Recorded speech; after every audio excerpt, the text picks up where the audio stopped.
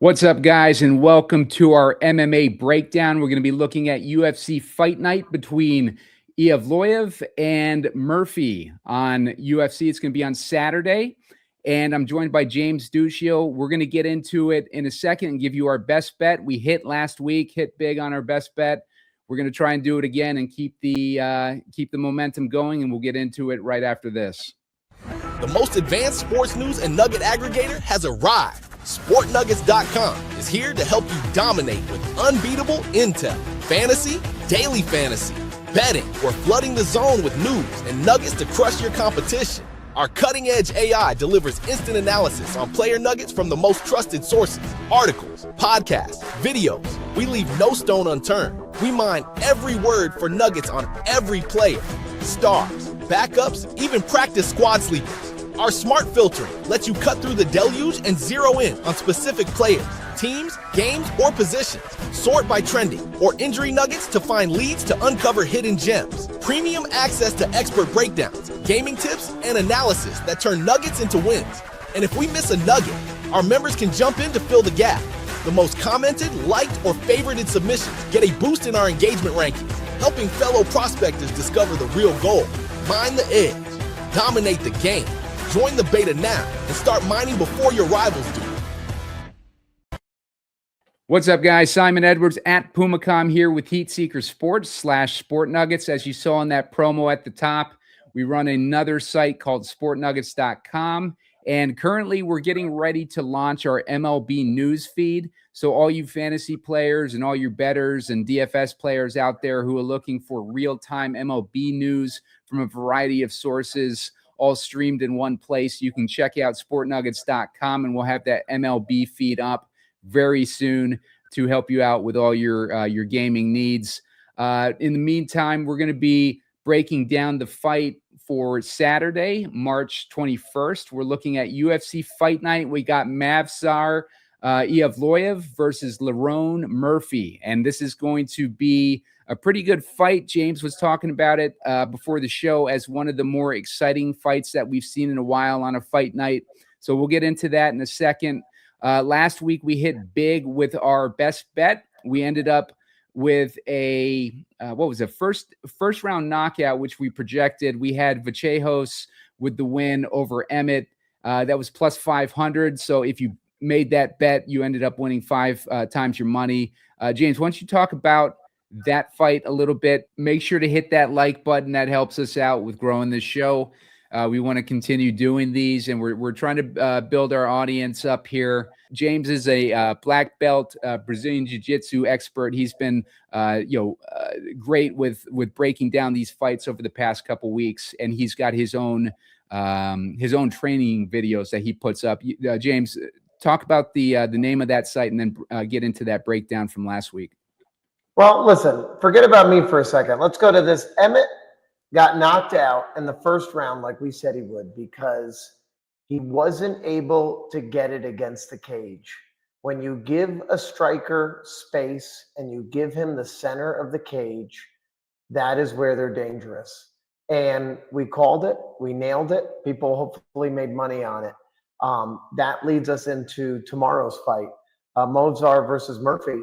It is literally the same game plan needed for Murphy to beat Movsar. Now, both of these guys are undefeated, okay? And it is the classic, we're getting so many of these lately, grappler versus the striker. The problem is Movsar is not Emmett. Emmett was last week, he was very, very much older than his opponent. You had a mid-20-year-old going against a 40-year-old.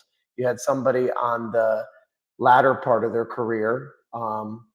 And this one, Movsar, is he hasn't fought in a little over a year.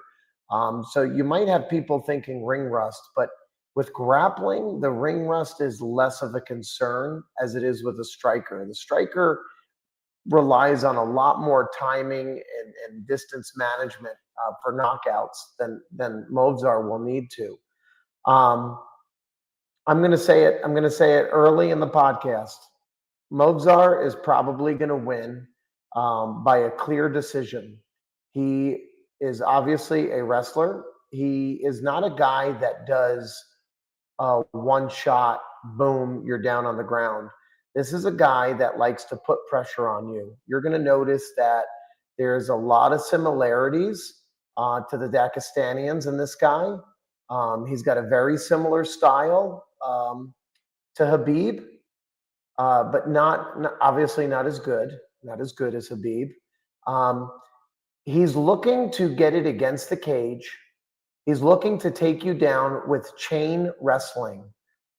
He doesn't usually get you down on the first or sometimes even the second takedown. What he does is he'll enter in for a single or double leg takedown, and he just chains it together to body locks, to trips, and then you're down on the ground.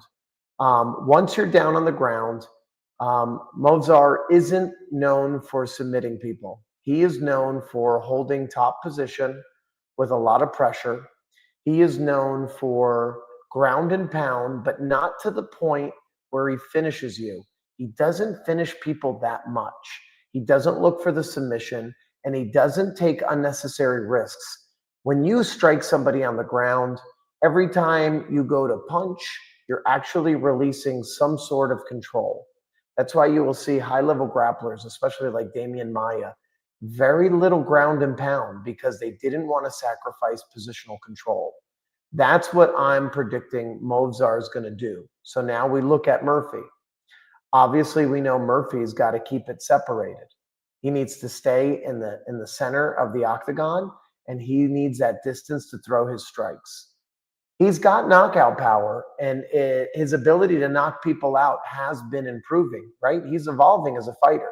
He's ranked number 3 going into this fight? The winner of this fight is obviously going to be fighting Volkanovski for the title. That is a tall order to ask. Here's the deal. If Movsar takes Murphy down, there is a chance Murphy can get back up. Murphy's got some good scrambles and can get back up to the ground. But he's going to need to be against the cage. He's really good at walking back up on the cage. And Movsar, I mean, God, he's relentless. So let's say Murphy gets standing back up. Movsar will take him down again. And once you start seeing the takedowns add up, the points, the rounds, the time of control, they all start adding up. And we've gone over it a million times. Once a striker feels vulnerable to the takedown, their striking actually decreases because they need those hands ready to defend the takedown and not be exposed as they throw their power shots. And that's unfortunately what I see happening from Murphy.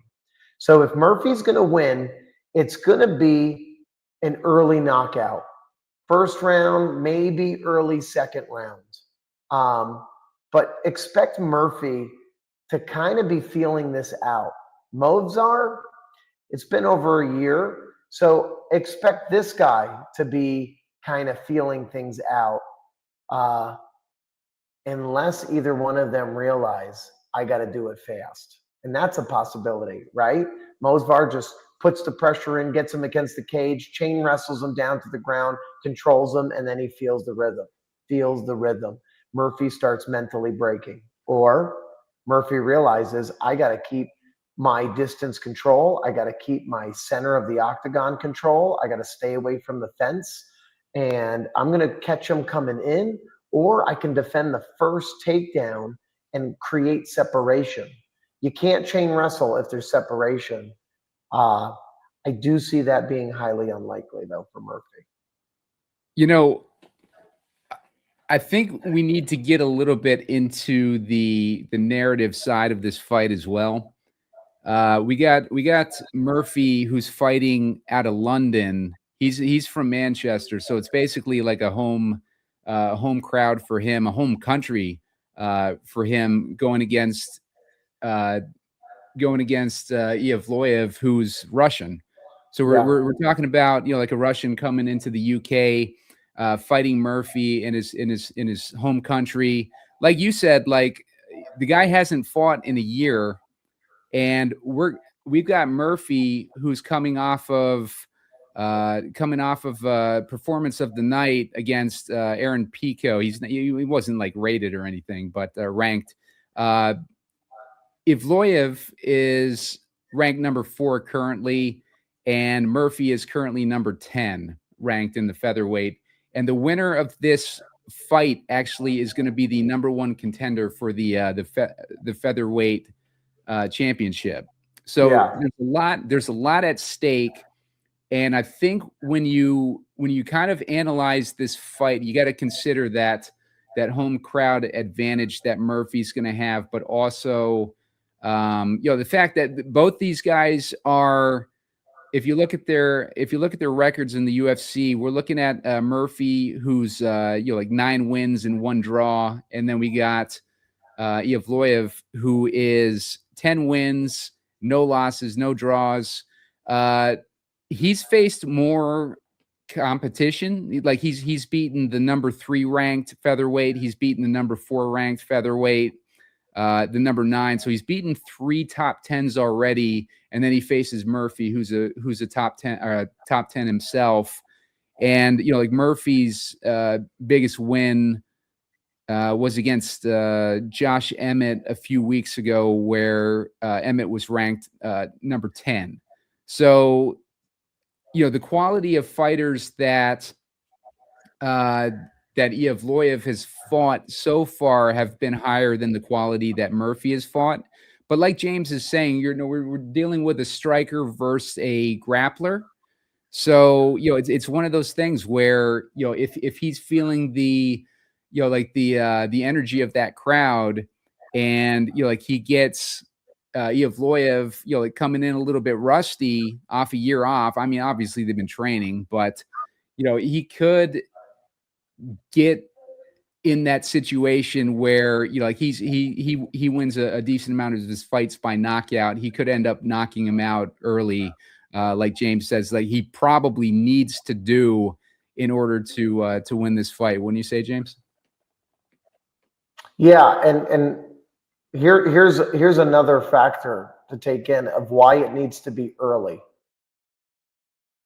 When George St. Pierre was fighting BJ Penn back in the day, he knew BJ Penn had a great ground game, and he also knew he had great striking power. And so what he did was he pressured him against the cage and went into a clinch exchange. And it looked like BJ Penn was defending takedowns, which he was. But later we found out George St. Pierre wasn't trying to take him down. George St. Pierre was trying to tire his arms out with bringing so much blood flow into BJ's arms from defending off the cage, the underhook battles, the takedown battles. And what that does is it's almost like doing a set of 25 reps on barbell curls. And then you put the barbell down, and then I say, hit as hard as you can on the punching bag. Your arms feel like jello. And so the reason this has to happen early for Murphy is because the grappling exchanges against the cage and the chain wrestling will bring a lot of blood flow to those arms and these isometric exchanges, and it will slow him down, and it will make it even more unlikely to knock out Movsar. He will have the hometown crowd. That sometimes, though, adds more pressure. There's a lot of pressure for these two because ultimately this fight matters because they both want the next fight. And when you become a title contender and you actually are able to win a UFC title, that changes your life way more than beating a number 3 guy, a number 8 guy, a number 10 guy. This is a lot of pressure. This is a make or break for this moment in their career. Do I move on or do I get pushed back? And Movsar seems to have a stronger skill set going against a striker than Murphy has a strong skill set going against a grappler. Bruce Lee had an old saying, if you want to beat a boxer, you kick him. If you want to beat a kicker, you got to wrestle him. if you want to beat a wrestler, you have to out wrestle them. And he wrote that over a half a century ago, and it still holds true. If you want to beat a punch, use a kick. If you want to beat a kick and a punch, use wrestling. Murphy, unfortunately, has very low level grappling when it comes to top level contention with a Russian named Movsar. And I'm telling you right now, the Russians tend to be less emotionally affected than other fighters. And I think that's one of the factors why we see them win so much compared to other cultures.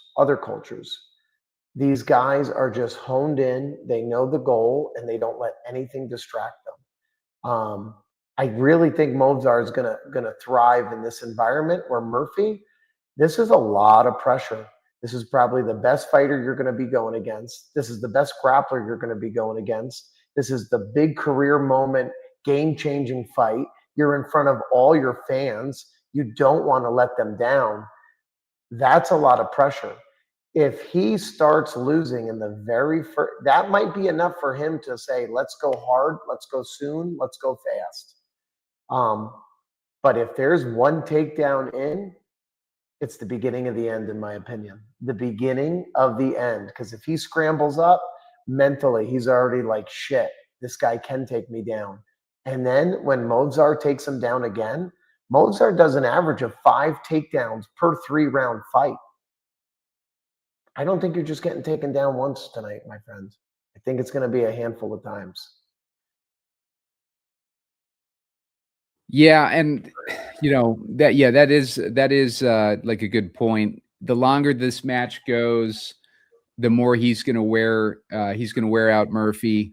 It's kind of like what we talked about last week, where we needed or what was it, Emmett to keep him on the ground to wear him out, but he never even got the opportunity because he got knocked out in the first round. And what was crazy was Emmett got him against the cage in the first few minutes, and they were there, and you saw him back up and let Emmett come back to him, and we talked about that. Yep. Placement of where you are in that cage matters a shitload. It is much different against the cage, near the cage, or the center of the cage. It is much different, especially now if Murphy gets taken down away from the cage. Some of Murphy's best scrambles back to the feet are against the cage, walking it back up.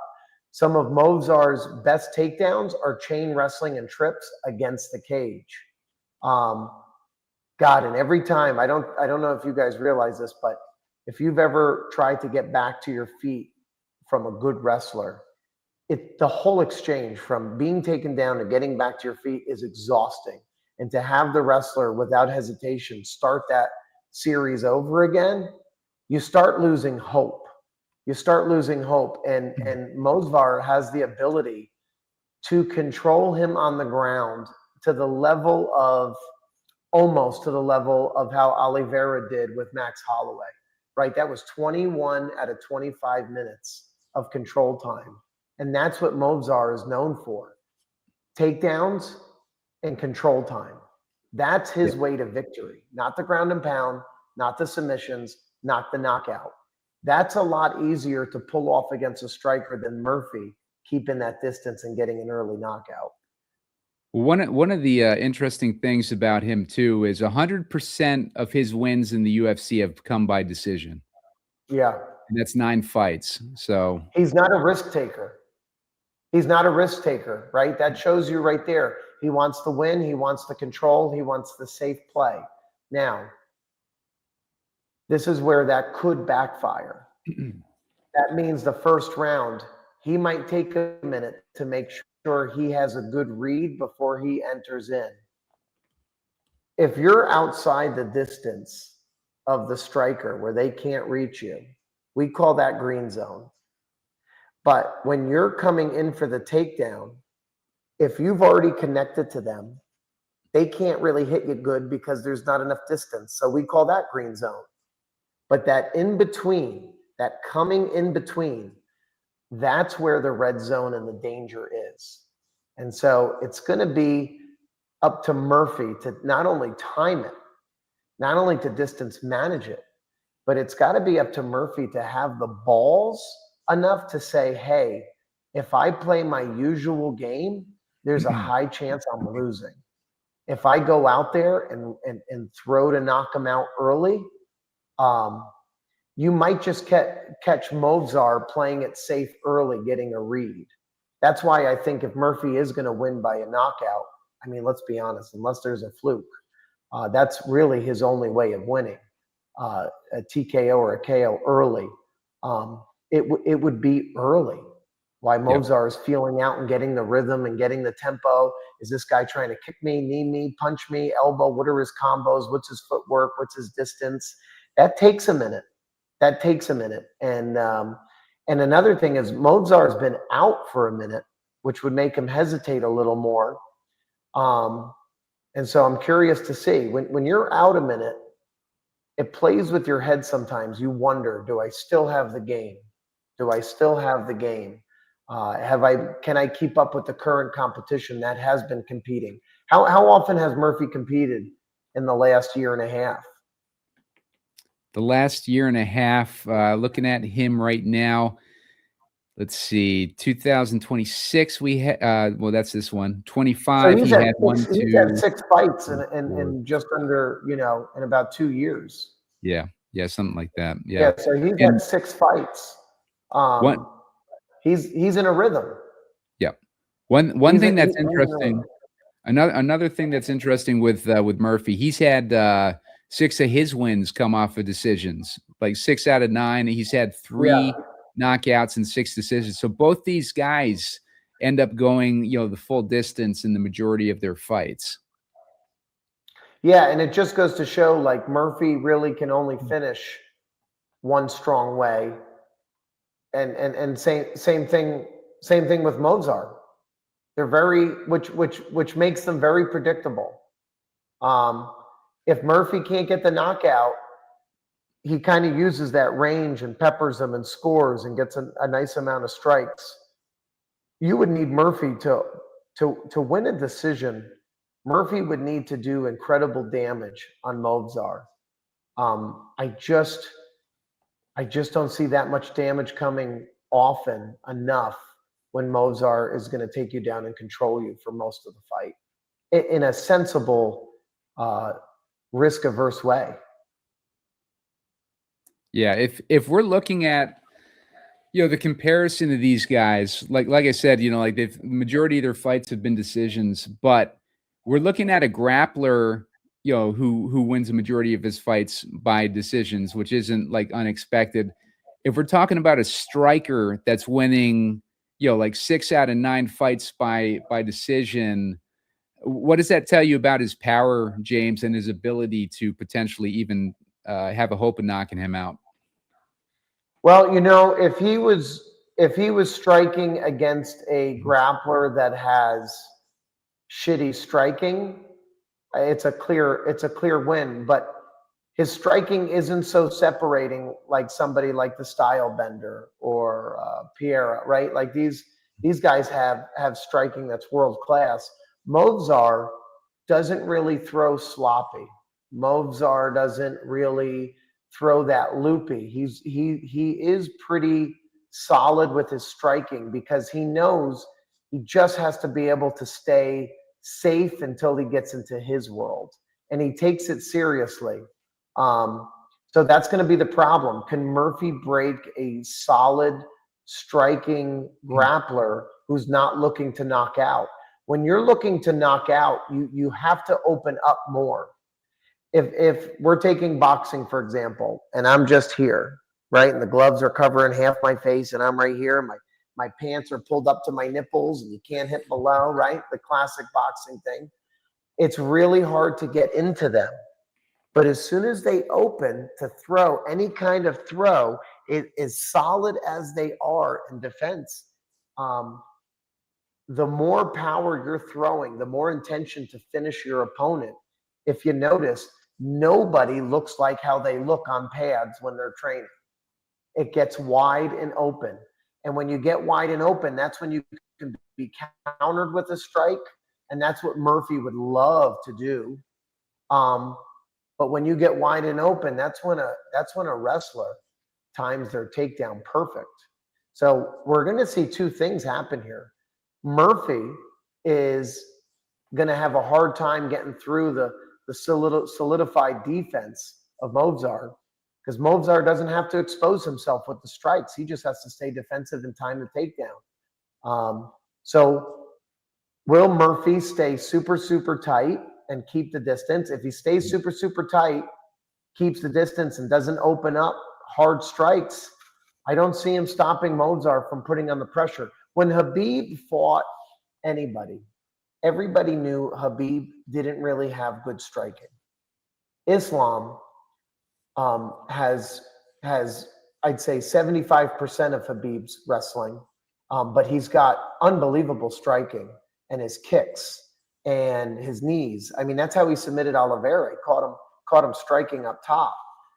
But Khabib's grappling was so scary to the opponents. They knew if he just grabbed your arm, that was probably the end of the fight. You were getting dragged to the bottom of the ocean, right? The shark is pulling you off of your surfboard, and you see some churning, and then the blood just comes to the top.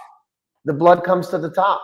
And so Khabib got away from having really solidified defensive striking situations because he just needed to touch you.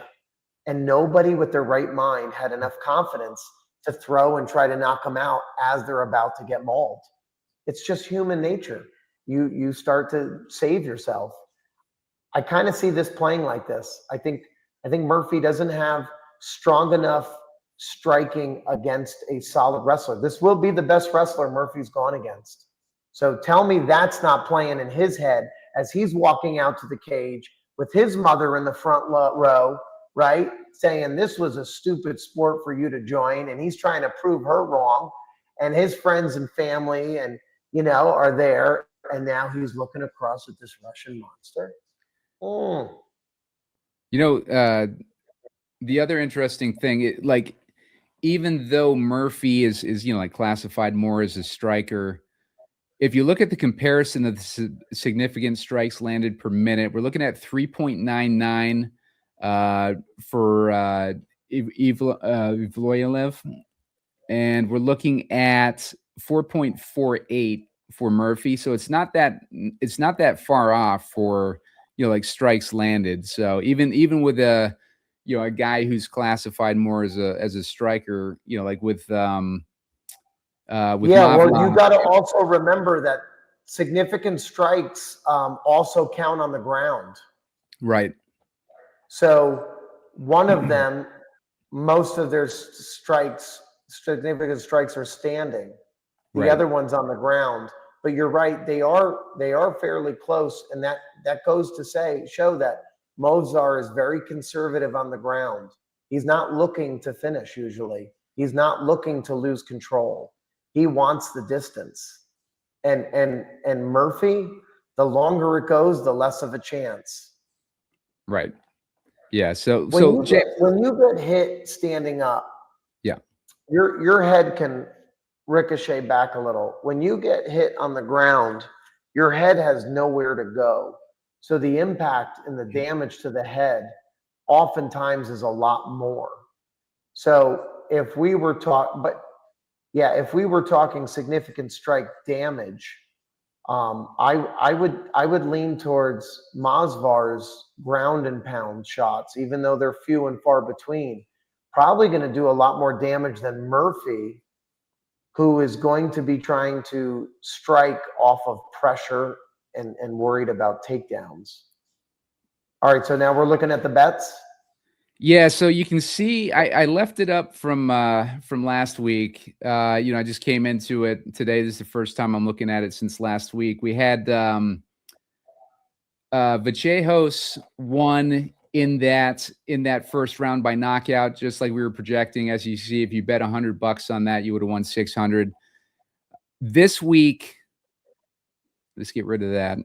Let's try to see what we like for our round and method of victory. Let's do that first, and then we'll get into maybe some of these props.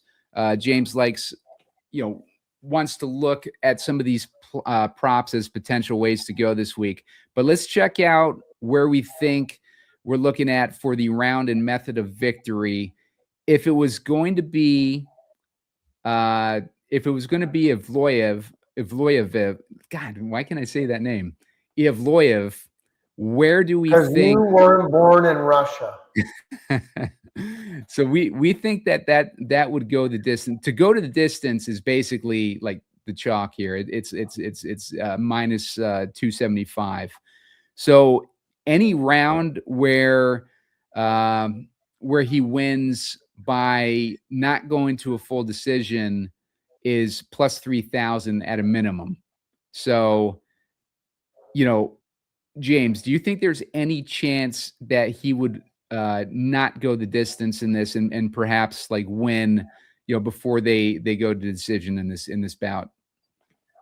If Movsar was gonna win not by decision, if we're looking at submissions, the submission he has a chance of winning if Murphy was scrambling to get on top and gave up a position or a neck for a choke,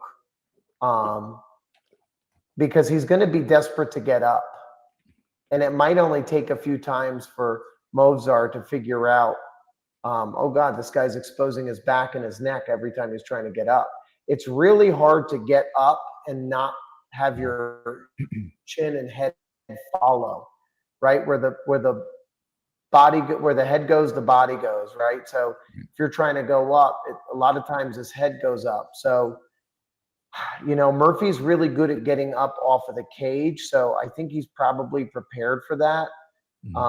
But, getting a worn down. So if I was going to pick a Movsar winning by submission, it would be one of the later rounds. Okay. Just because he's now feeling safe to go for something. In the beginning, right, a grappler doesn't want to lose his control, because as Movsar's on top of him, it's wearing Murphy down. And so if Movsar has gotten a handful of takedowns already through the fight, and he's definitely won the first 3 rounds, I could see 4th or 5th round, the combination of Murphy tired, scrambling to the top, Movsar having confidence. Getting desperate. Yeah, so I would say 4 or 5 would probably be the submissions if you had to pick one. Yeah, both of those are plus 3,000. I could see it, too, where at the end of round 5, he realizes that he's got to end it. If he's losing and he's, getting into the desperation mode, he's going to be throwing a lot of punches there and is going to open himself up. I think that round 5 might be more likely because as he knows that the fight is wearing down and he's trying to, get that win in front of the home crowd. And, he's obviously tired at that point. I think that would be the point where, he makes a mistake. I could see round 4 too. I would put round 5 by submission if I was gonna go in one of those rounds, James. Yeah. I can't argue with that, right? The last pep talk from your corner, the crowd's cheering. You got one more chance. You're gonna say, you know what? I'm throwing a Hail Mary. Here we go. Exactly. But I mean, obviously, the going the distance is the most likely outcome here, as we've gone through this fight and discussed. And it's not a great bet. It's minus 275. I would prefer to take my chances on maybe a submission in that round 5, or we got a little bit better odds on a knockout if he's able to knock him out, but he hasn't had a knockout since 2018. So, I think the submission route would probably be the preferable one. And if we're looking at Murphy, let's be honest here, when you're a grappler, and you're not really a predominant striker, you kind of hesitate. You kind of hesitate to really exchange with the striker. So I would put less of a chance of him winning by knockout. Obviously, unless it's like a a fluke or a magic moment, but in general, he's going to be really focused on getting out of the striking because these two strike different. Murphy's going to want distance. Murphy's very much more dynamic of a striker. He's got more ways to win in that sense. I think that's enough to have Movsar not even think as knocking Murphy out as an option. Right. So if it wasn't the decision for Movsar, then it would be a late, like you said, 5th round submission. So if we bet $100 on that 5th round submission, we'd be looking at 3,100 in winnings. Yeah. If at that point you won better than Movsar, wouldn't you say?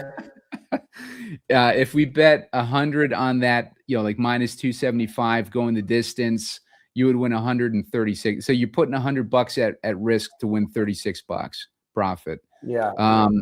Now if we're looking at Murphy, Vegas seems to agree with what we were talking about or what James was projecting. If it's going to be a knockout for Murphy, most likely it would be in that 1st round.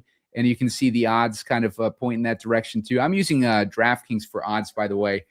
If you guys go into sportnuggets.com, I'll leave a link in the description where you can sign up for BetMGM or Caesars or something like that and get a promo where you can get risk-free bets. So if you wanted to do this bet risk-free or a bet like this risk-free, you'd be able to go in there and just sign up for one of those promos. But if we're looking at Murphy at plus 2,800, those odds are worse than the like the submission, which I think is more likely, that 5th round submission. I think that's more likely than this 1st round knockout. So I do think that there's value in one of those late round submissions, even though he doesn't get a whole lot of submissions. But yeah, this Murphy win in the 1st round, do you think that would be the best angle to take if you wanted to go with Murphy? Yeah, I mean, in my opinion, it's round 1 or 2. Right. It's round 1 or 2. Can he get the knockout before Movsar has figured out the rhythm of taking him down? Right? Yeah. Can Murphy keep away from the cage? And it just gets harder and harder. Right? So rounds 1 or 2. 1, I would say he has the best chance. Mm-hmm. Once Movsar has 1 takedown, that's where it's going to change as the mental game. Now suddenly his striking is going to get a lot more conservative. He's going to probably take a lot less risk because there's a moment he's going to sit there and go, he only got me down. I wasn't ready for that style or that moment particular. Once he gets taken down twice, he knows this guy owns me. This guy owns me. So I would say, yeah, round 1 is probably the most likely. Round 2, you have a little chance because maybe they make the adjustment in between rounds 1 and 2 before he's discouraged, tired, or Movsar just runs away with it. Yeah, and $100 bet on that round 2 would be winning 3,600 versus for round 1 it would be 2,900. Yeah, I mean, I think round 2, I'd probably go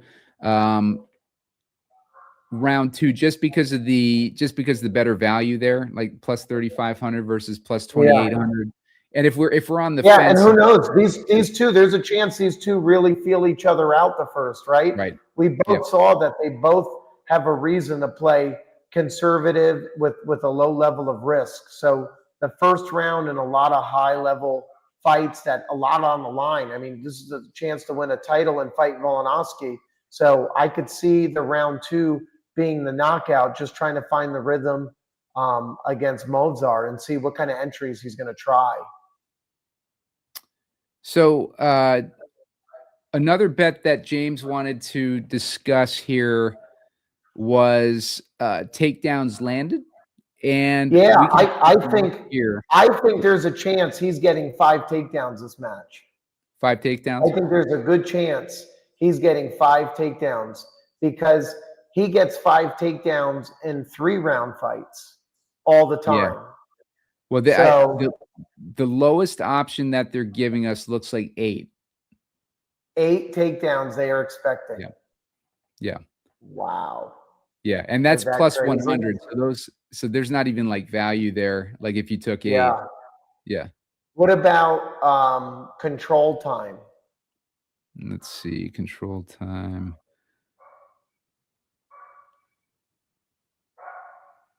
Significant strikes. Let's see, round. Would They that have be any like control time? Yeah, I don't know if that's an option. I don't see control time. All right. Well, then now we know there's no control time. But that's, yeah. I mean, so those are the main bets then. What round and how they win. If Now, there was a control time on another site, James, what are you thinking for that? I'm just saying I can see Movsar taking about a minute and a half before his takedowns. So I could see them doing. God, I honestly see the control time being at least, what is it, 4 minutes of every round, 3 to 4 minutes every single round. So then just multiply it each round. There is no reason for Movsar to keep this standing more than a minute. He doesn't want to. That's not his style. That's not his game plan. He's not stupid. He knows if this old black belt in Vegas knows that Murphy's only chance to win is a knockout, then he's going to take him out of that zone as soon as he safely can. Right. So, yeah, I see him winning by takedowns and control time. And that's pretty much it, unless Murphy gives him an early Easter present. Yeah, and as James has broken down throughout this entire breakdown, that's basically his MO. Like is taking guys and controlling them on the ground, and doing it through all the rounds. And there's going to be 5 rounds in this one, so you multiply 5 times however many minutes per round you think he's going to get it. If you were, you're going to see him control positions like top half guard, right? And so, I mean, they're positions that also give Murphy a little bit of room. Movsar does not. He controls pretty decently on the ground, but people get up, and he's known for just relentless, almost like Marab. Like, hey, I don't mind doing 20 takedowns at you, right? But Murphy, he doesn't control. He's not going to control Murphy like a Dagestan, where they're doing all the cuffing and just pounding them till they want to die themselves. Murphy's going to have some wiggle room. So that's going to make Movsar strike even less. So, yeah, I don't see a knockout coming from Movsar standing or on the ground. I don't see it standing long. Yeah, I mean, and who knows? Murphy could surprise us and be able to really pivot off of the cage well, but I'd be shocked. So, basically what it comes down to, I would think, as far as if we wanted to make a best bet in this one, it'd probably be Evloev in the 5th round by submission, just because of that value on plus 3,000. Even though we think that it's going to go the distance, if we were that's your safest. Yeah, that's your safest outside of the most possible, result. Right. So plus 3,000 on that. And if you liked Murphy, if you like that angle with him, fighting in the UK in front of the home crowd against potentially rusty Russian, then we're looking at like plus 2,800 for that first round knockout there. Yeah. Do we know how many first round knockouts Murphy's had? Let's take a look at his record here. Because I'll tell you this, if you notice, most first round finishers consistently get finishes in the first round. All right, so he knocked. Yeah, his last knockout was in the first round. That was against Pico, but Pico's unranked. Let's see. Then there's 3 decisions, another decisions. Then his last knockout was in round 2. That was versus number 24. 5 ranked guy. And then round 1, that was back in 2020, and that was against the number 45. So he hasn't had any quality opponents. And then look at right down there too. He has another 2019, another round 1 KO. And then go down even further, another round 1, another round 1, another round 1. So another round 1. Yep. Look at that. So if he doesn't go to decision and he doesn't lose, they seem to be round 1 and 2 knockouts. Yes. Yep. So that would solidify our estimate of that one, round 1 and 2. And 2 things right here. That spinning elbow. That spinning elbow comes off of, usually scrambles off of the cage. So if he's trying to separate off of the cage, these spinning elbows, I mean, they catch you by surprise. It's so much harder to defend than a jab. A jab you see coming, a cross you see coming, an overhand you see coming. The spinning elbow, it's happening as they separate and they're changing direction. He has a knee. Knees are one of wrestlers' worst nightmares. That means if you start shooting in towards the rear leg, towards the power side, you have a possibility of getting kneed on your entry in. That's why Movsar will most likely shoot in off of punches, because once you extend that punch, you're not able to effectively knee. But if he's just standing there and Movsar wants to enter in not off of Murphy's strikes, if he doesn't counter wrestle him off of a strike, Murphy could throw the knee. Murphy could get a beautiful early takedown defense into a knockout. So, yeah, I kind of like where we're sitting. First or second round knockout by Murphy. Obviously, probably a decision by Movsar with 4 to 5 takedowns total in the fight, maybe more. Tons of control time. Worst case scenario, it's a decision most likely, but maybe a late round submission by Movsar. Right. Well, James, one of the things I like about breaking down these fights and hearing you break down these fights is it feels pretty clear by the end of the breakdowns, like what these best bets are going to be. And, that's when you feel good about, like doing a bet. I'm not saying bet the farm or anything. If I was betting on our best bet plus 3,000, I'd probably bet like 10, 20 bucks. I'm not a huge bettor, but like I always feel like we've broken it down pretty well, and that like hearing your analysis and your expertise on these fights, just like last week, like it wasn't surprising to me at all that it ended like where it ended, just because of the the breakdown that we did last week. And then the previous week we were expecting Holloway to win, and it ended up Oliveira in that what was it, a decision? Nobody saw Oliveira dominating one of the most dominating fighters in the UFC. I mean, that was flawless. Mm-hmm. Remember in Harry Potter, they have that potion that if you drink it, no matter what, you're always the winner. The day falls in place. Oliveira definitely got some of that. Yeah. Well, I think James, I'll go a step further, man. I think he trained when he was training. He was doing the coat room challenge. When James and the first time that we met. This is good, because if you understand what these guys need to win and you understand their historic paths to victory, you can really break it down and see who has the higher chance of being able to execute their game plan. And we've been really on with what's needed to win and how they could win.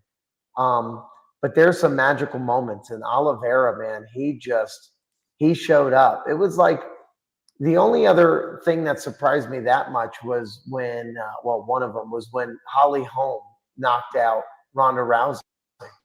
Right. You were like, that was shocking. Or Buster Douglas beat Mike Tyson. You were like, what? Those were those moments. Buster Douglas. But this one, when he got knocked out, Remember that? Yeah. Yep. Tyson took him light. I don't think anyone's going to be taking each other light here. Movsar, they both want the title fight. You Right. got to understand, they're putting on as much as Murphy has his fans in that stand. Right. Right. And you have to understand that these two are only fighting for Dana White. Right. They're fighting. So Dana White says, you are fighting for the title next. You are the headline of a main event. You are going against Volkanovski. You are going to get paid more money. Your life can and will be changed. That's what they want. So I don't think there's going to be any taking this fight light. Like Tyson did with Buster Douglas. Keep in mind, these guys aren't exactly young. We're looking at Murphy, who's 34, and Evloev is 32. So we got some pretty, I'd say older fighters, or Movsar. Like, what do you think there, James? What do you think about those ages? I think the early 30s is considered well seasoned. Okay. Back in the day when we were coming up, I was born in 80. What year were you born? 63, right? So